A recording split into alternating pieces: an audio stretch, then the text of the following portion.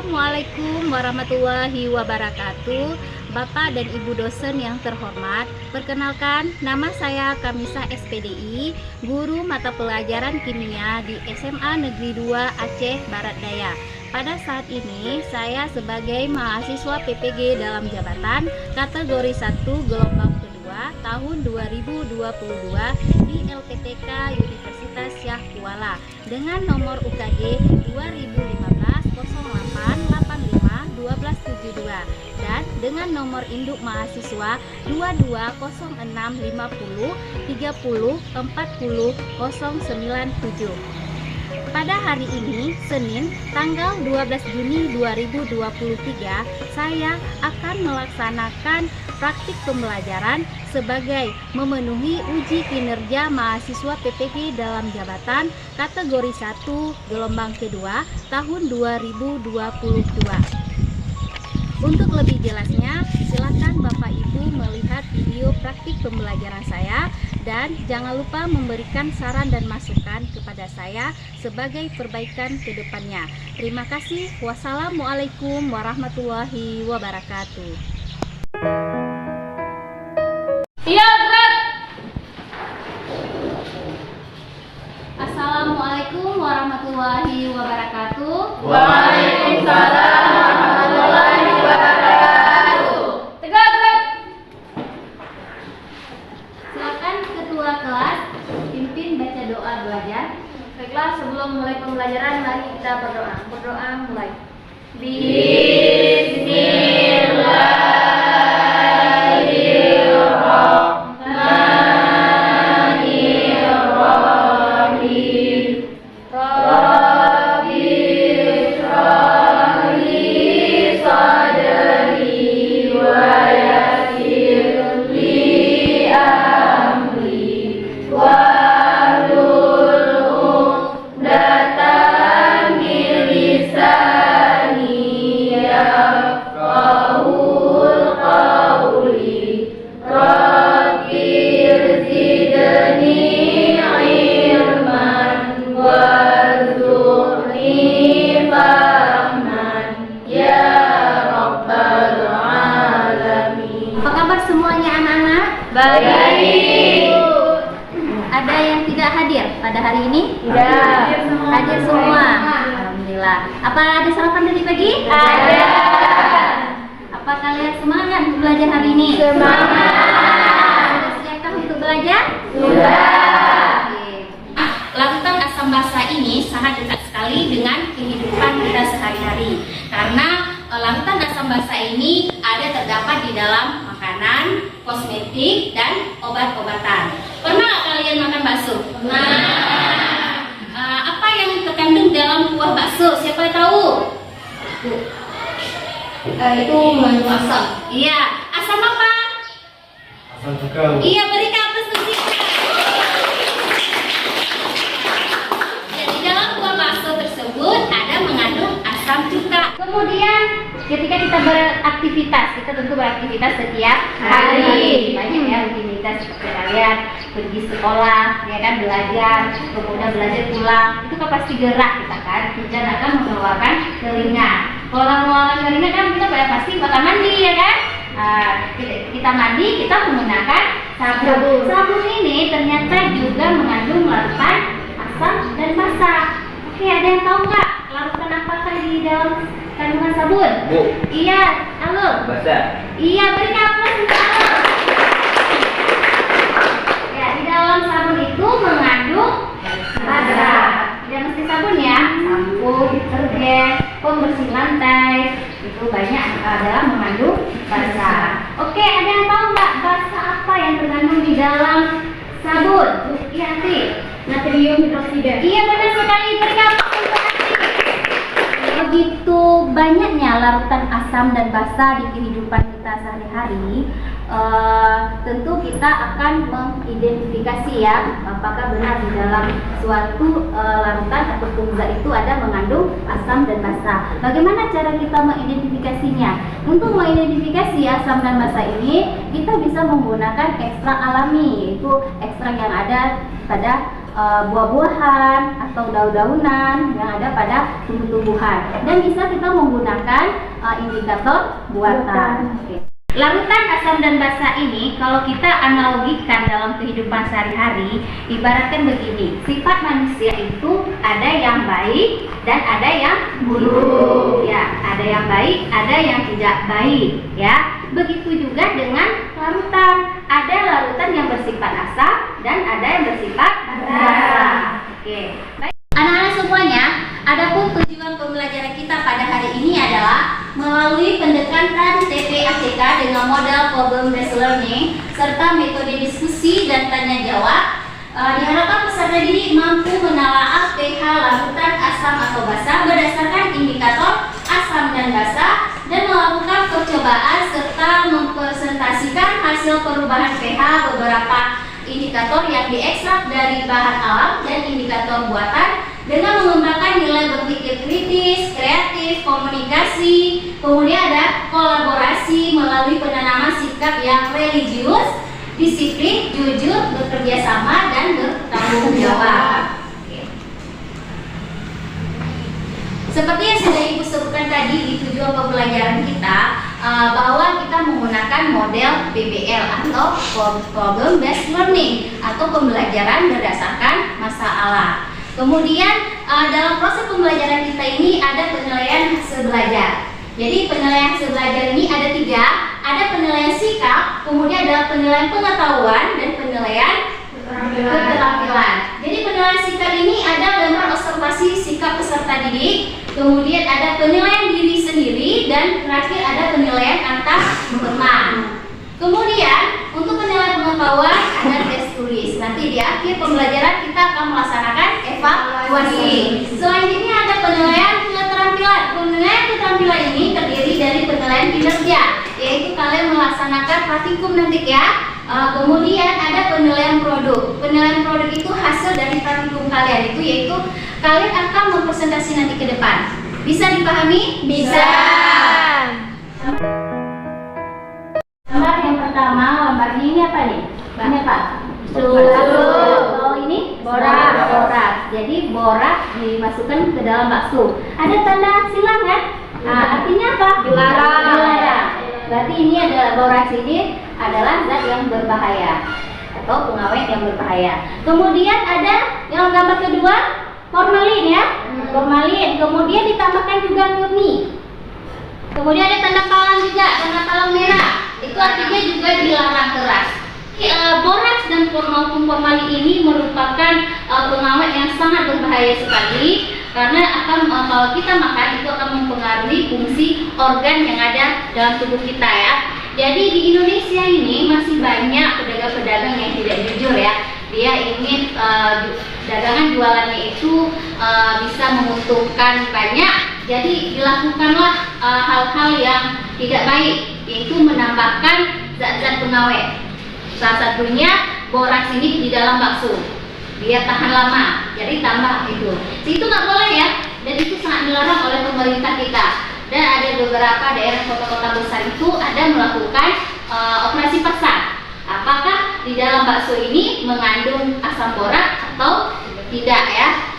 Jadi bagaimana caranya untuk kita bisa tahu bahwa di dalam bakso itu ada asam boraksnya? Itu bisa kita lakukan dengan menggunakan indikator alami dan bisa menggunakan indikator buatan yang akan kita lakukan percobaannya pada hari ini.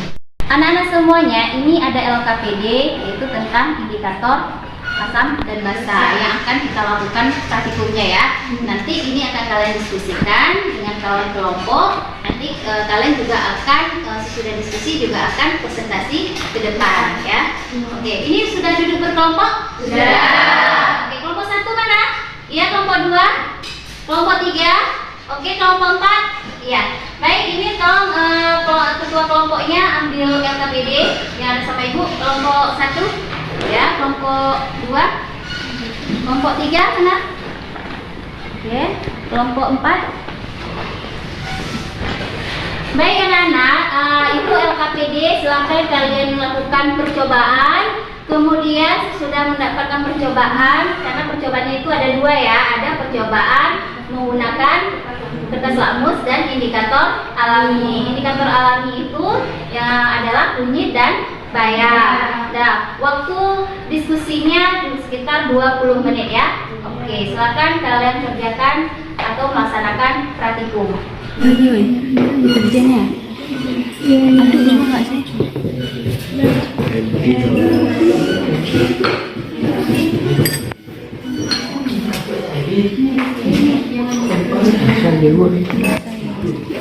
Ini air acu ya. Oke. Air kapurnya mana? Tempatnya itu ya. Ditaruh terus. Oke, lanjut.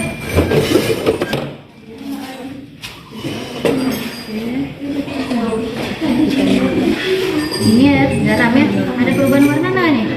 Ada ya. Kalau air garam nggak ada. Kalau air acu merah keduanya kan. Kalau yang air kapur, itu kapur belum ya? Oke, sudah air kapur. Ya. Berarti kertas lakmus merah ini ya. Berubah jadi biru. Oke. Kemudian merah.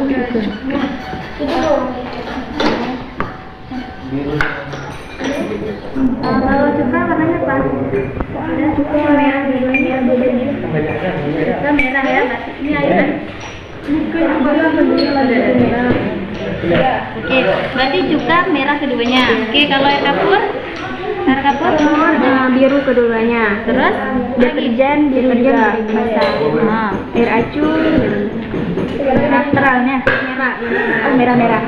Ini yang netral nih, Bu. Air garam. Kalau cuka tadi gimana? Lakmus merahnya merah, birunya merah. Ini larutan apa? Asam. Kalau air kapur? Kapur ini kalau di lakmus merah dia menjadi biru, kalau di lakmus biru tetap biru. Oke, berarti dia menggunakan larutan apa? Basah. Oke, kalau basah pH-nya gimana? Lebih dari 7. Ya, kalau kita tuliskan lebih dari 7. Kemudian kalau deterjen gimana? Lakmus merahnya berubah jadi biru, lakmus birunya tetap biru. Jadi itu menggunakan larutannya apa? Basah ya. Oke, pH-nya lebih dari 7. Kemudian air acu yang ini gimana? Air acu ini kalau di lakmus merah dia tetap merah, kalau di lakmus biru dia berubah menjadi merah ya. Jadi sifat larutannya itu asam, pH-nya kurang lebih. Kalau garam berarti ada perubahan warna nggak? Enggak, berarti dia netral ya. Larutan apa nih tadi? Air kapur apa ini? Warnanya gimana Risna? Kalau air kapur dia kertas lakmus merahnya. Gimana? Lakmus merahnya dulu, ya itu tetap dia basah. Oke. pH-nya gimana? pH-nya dari 7. Oke. Kemudian larutan deterjen yang merahnya biru, yang biru tetap biru. Larutan masih basah ya, karena jadi biru. Lakmus merah bisa membirukan lakmus merah ya. Oke, kalau cuka dia merah tetap merah, biru dia merah. Oke. Ini ya. Jadi baru kita menggunakan apa di sini? Cuka dan air kapur. Air kapur ya, air kapurnya banyak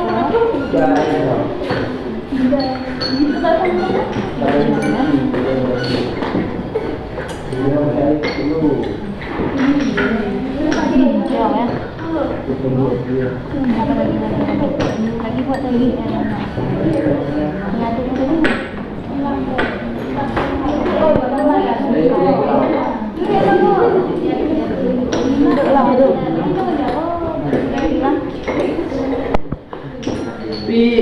coba deh.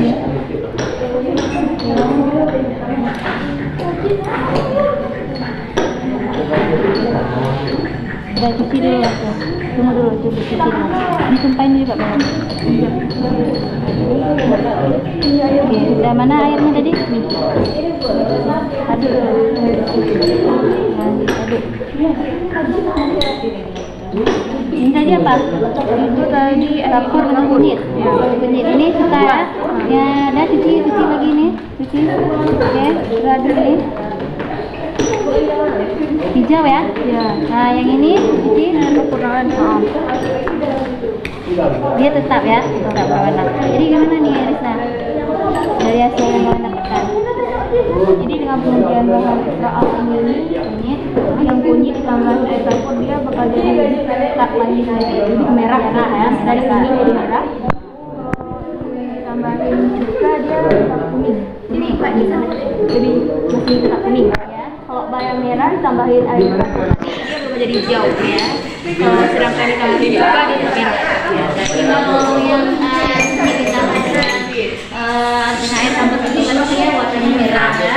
Berarti dia adalah larutan basah. Tapi kalau dengan cuka dia tetap berwarna kuning. Sedangkan air campur ditambahkan dengan bayam dia akan berwarna hijau.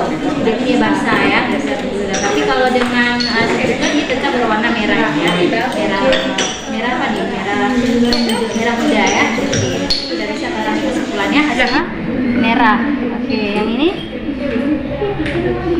lagi udah kemudian diaduk ya.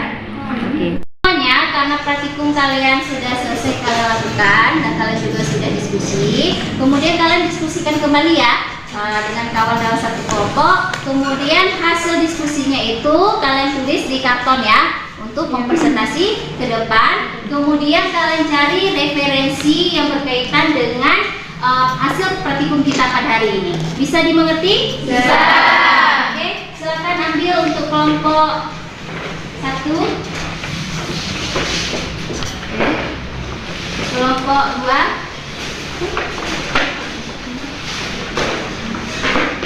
Ini kelompok 3. Ya. Ke dapur kan dari langit merah. Sedangkan langit biru berubah menjadi merah. Ini pH-nya itu di bawah 7. Sifat larutannya tentu asam bukan? Dan kalau air acu, lakmus merah tetap merah, lakmus biru berubah menjadi merah. pH-nya sama juga yaitu di bawah 7. Sifat larutannya asam. Lakmus biru tetap biru. pH-nya itu netral. pH 7. Jadi yang keempat ada air campur. Lakmus merah berubah menjadi biru dan lakmus biru tetap menjadi biru. Ini pH-nya itu di atas 7. Sifat larutannya basah. Dan yang terakhir ada air deterjen. Yaitu lakmus merah berubah menjadi biru dan lakmus biru tetap biru. pH-nya di atas 7. Oke. Sifat larutannya bisa. Kemudian kalau uji ekstra alamnya gimana? Jadi ekstrak alaminya kunyit yang aslinya berwarna kuning jika ditambah asam cuka tetap menjadi kuning. Sedangkan jika ditambah air kapur itu berubah menjadi warna merah. Yang kedua ada bayam merah, warna cerah. Jika ditambah dengan asam cuka berubah menjadi merah muda. Dan jika ditambah air kapur berubah menjadi warna hijau. Kalian buat di sini ya. Bagaimana buat es ininya? Nanti tabelnya ya. Kalian ini hasil dari tes ini ya. Kunyit dari kuning sama kapur jadi merah. Sedangkan bayam merah dari merah ditambah air kapur menjadi hijau. Kalau ini udah benar ya untuk ekstra alaminya. Kalau yang kertas lakmus tadi gimana hasilnya kalian dapatkan? Ya sudah sesuai ya, sudah sesuai yang referensi yang kalian cari ya. Berarti benar. Ada kalian cari nggak tadi? Ada ya. Benar nggak kertas lakmusnya? Kalau air cuka atau ya asam cuka itu kertas lakmusnya akan berwarna merah ya. Dan lakmus warna biru dia tetap warna merah. Dapat nggak tadi kalian tadi? Dapat ya. Oke, udah selesai. Silakan dia nanti kalian siap-siap untuk presentasi depannya. Ya oke. Nah kemudian kertas lakmus bagaimana hasil dari pengujian kertas lakmusnya? Tadi kan ada larutan cuka dapur. Jika diteteskan ke atas lakmus merah, dia tetap berwarna merah. Dan jika diteteskan ke lakmus biru, dia berubah menjadi merah. Jadi pH-nya itu kurang dari 7. Sifat larutannya asam. Kemudian ada air acu. Jika diteteskan ke atas lakmus merah, tetap merah. Dan lakmus biru berubah menjadi merah. Jadi kurang dari 7 pH-nya. Sifat larutannya asam. Dan terakhir air deterjen. Jika diteteskan ke atas lakmus merah berubah menjadi biru dan ke atas lakmus biru tetap biru. Jadi pH-nya itu lebih dari 7. Jadi sifat larutannya basah. Saya gimana udah dapat dari di referensinya dia di buku tadi sesuai nggak yang kalian dapatkan? Sesuai ya udah dapat ide ya. Karena yang dari praktikum tadi. Berarti yang di sini asam udah berapa larutannya? Kita asam berapa pun larutannya di sini? Dulu. Yang mana saja? Coba sebutkan larutan asamnya. Coba yang bisa suara yang mana? CH3COOH dan 2SO4. Iya, itu adalah asamnya. Kalian berdiskusi dengan kawan dalam satu kelompok. Selanjutnya kita akan melakukan presentasi di depan setiap perwakilan kelompok. Oke, kelompok yang pertama untuk presentasi kelompok 2 ya. Oke, silakan kelompok 2 maju ke depan presentasi.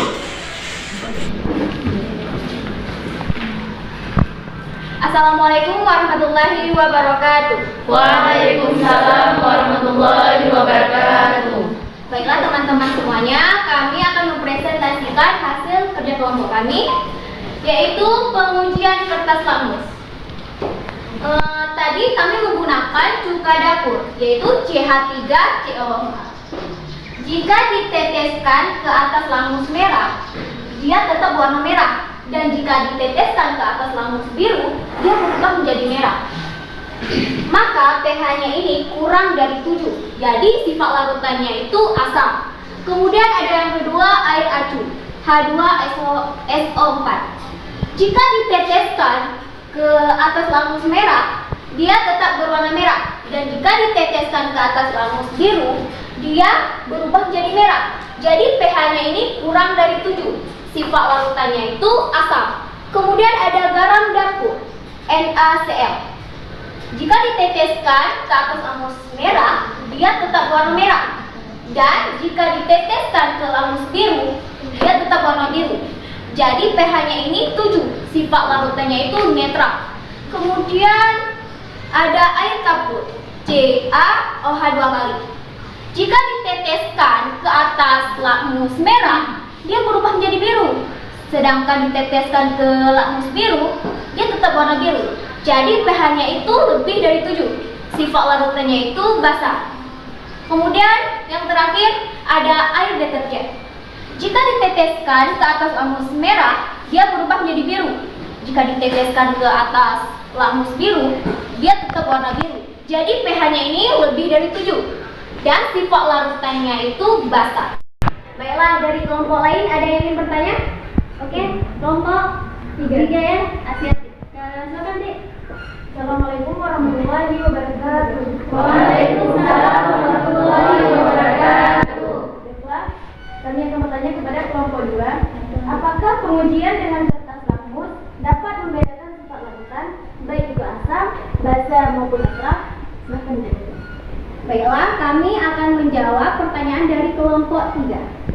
Jawabannya dapat, karena kertas lakmus dapat membedakan larutan asam maupun basa. Jika kertas lakmus merah ditetesi larutan asam cuka, maka warnanya akan tetap merah. Tetapi jika kertas lakmus merah ditetesi larutan basa, maka warnanya akan berubah menjadi biru. Ini menandakan sifat larutannya itu asam, pH-nya di bawah 7. Dan juga sebaliknya, jika kertas lakmus biru ditetesi larutan basa, maka warnanya akan tetap biru. Tetapi jika kertas lakmus biru ditetesi larutan asam, maka warnanya akan berubah menjadi merah.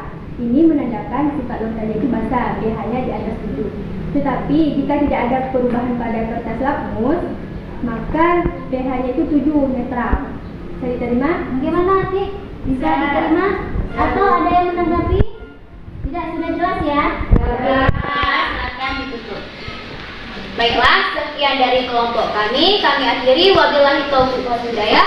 Wassalamualaikum warahmatullahi wabarakatuh. Waalaikumsalam warahmatullahi wabarakatuh. Oke, ketika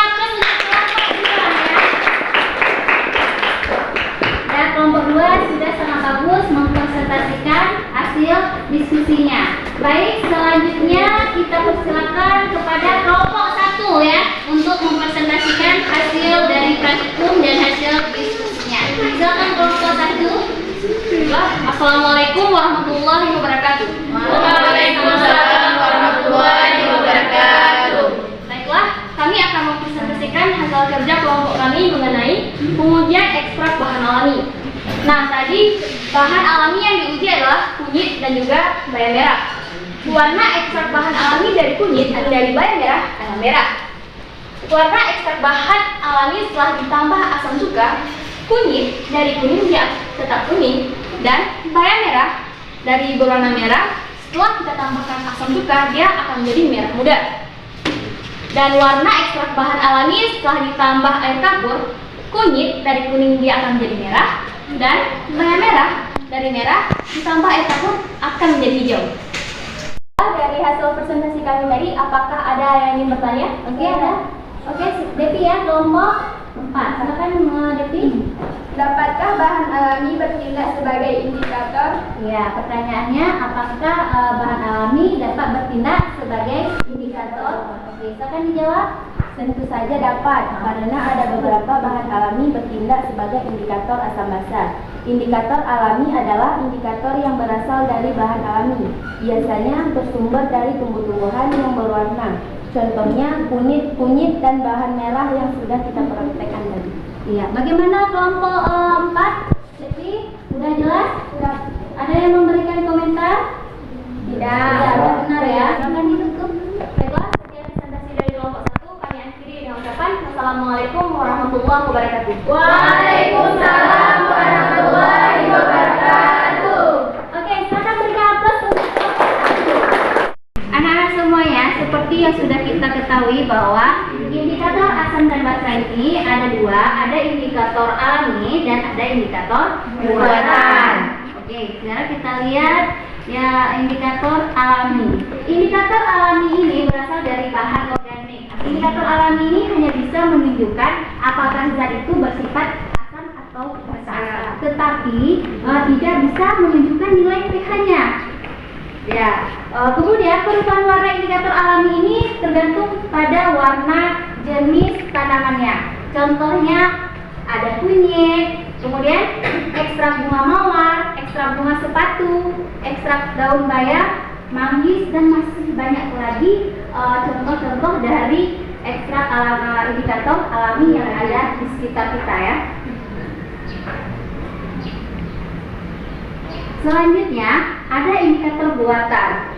Indikator buatan ini adalah indikator yang sudah ada dibuat di laboratorium atau di pabrik bahan kimia untuk mengidentifikasi apakah sifat larutan itu asam atau basa maupun netral ya. Buatan ini ada kertas lakmus, kemudian ada indikator universal dan ada pH meter. Oke, seperti yang sudah kita ketahui bahwa kertas lakmus ini terdiri dari lakmus merah dan lakmus biru. Di mana lakmus merah ini di larutan asam akan tetap berwarna merah, sedangkan larutan basa dia akan berubah menjadi biru. Kemudian kertas lakmus biru di dalam larutan basa dia tetap biru dan larutan asam menjadi merah. Oke, selanjutnya dan indikator universal. Indikator universal ini juga berbentuk seperti kertas atau batangan dan stick ya, atau ada juga yang berbentuk cairan. Untuk menentukan sifat basa ini juga menentukan derajat keasaman dalam bentuk dari pH meter. Jadi pH meter ini merupakan indikator asam basa yang dapat menentukan derajat keasaman suatu larutan dengan menampilkan harga pH-nya secara langsung dengan ketelitian yang tinggi. pH meter ini bekerja berdasarkan prinsip elektrolit konduktivitas suatu larutan. Jadi kelebihan dari pH meter ini kita sudah mengetahui berapa dalam suatu larutan itu nilai pH-nya ya. Siapa yang bisa menjelaskan kembali atau menganalisa masalah yang terdapat pada LKPD dengan orientasi yang sudah Ibu jelaskan tadi? Oke, silakan. Jadi untuk kita mengidentifikasi masalahnya itu menggunakan indikator alami, yaitu ekstra alaminya itu dari kunyit. Jika dia mengandung asam borat, kunyitnya itu berubah menjadi merah. Oke, sekian dari saya. Oke, berikan aplaus untuk gurunya. Sekarang silakan kumpulkan LKPD-nya. Kelompok 1. Oke, kelompok 1. Kelompok 2, mana LKPD-nya?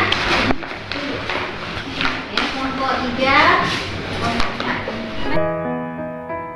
Baik, selanjutnya kita akan sama-sama buat kesimpulan ya. Oke, jadi apa kesimpulan pertemuan kita pada hari ini? Ada yang bisa menyampaikan? Bu, oke, silakan Salmiati. Baiklah teman-teman, saya akan menjelaskan kesimpulan kita pada hari ini, yaitu untuk mengidentifikasikan larutan baik itu asam, basa maupun netral, kita dapat menggunakan dua cara. Yang pertama itu kita bisa menggunakan indikator alami, dan yang kedua bisa menggunakan indikator buatan. Indikator alami adalah indikator yang berasal dari alam. Contohnya yaitu kunyit, bayam merah, bunga kembang sepatu, dan bunga mawar merah. Dan yang kedua bisa menggunakan indikator buatan, yaitu bisa menggunakan lakmus, kertas lakmus, dan bisa menggunakan pH meter serta indikator universal. Iya, benar sekali. Oke, berikan aplaus untuk Salmiati ya. Oke, terima kasih Salmiati sudah membuat kesimpulan, sangat bagus sekali ya. Oke, baik anak-anak, sekarang kita akan melakukan evaluasi ya.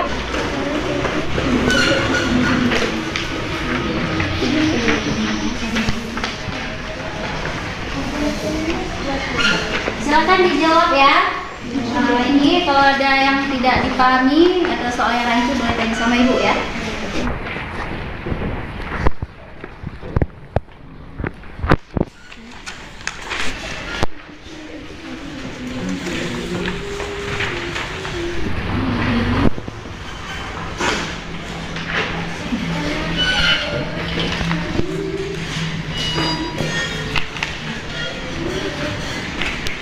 Baik anak-anak, waktunya sudah selesai.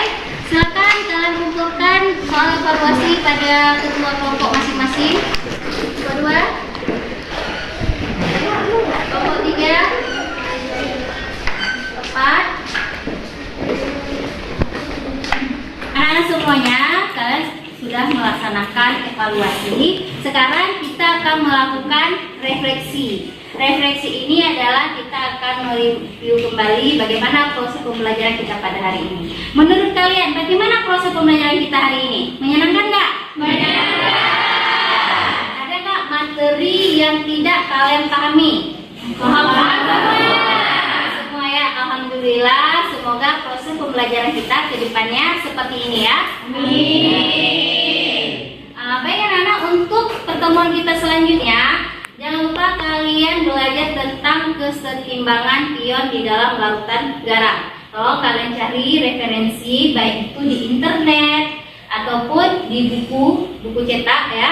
Karena waktu kita sudah selesai, silakan ketua kelas pimpin baca doa pulang ya. Baiklah, untuk mengakhiri pembelajaran hari ini, mari kita berdoa. Berdoa mulai.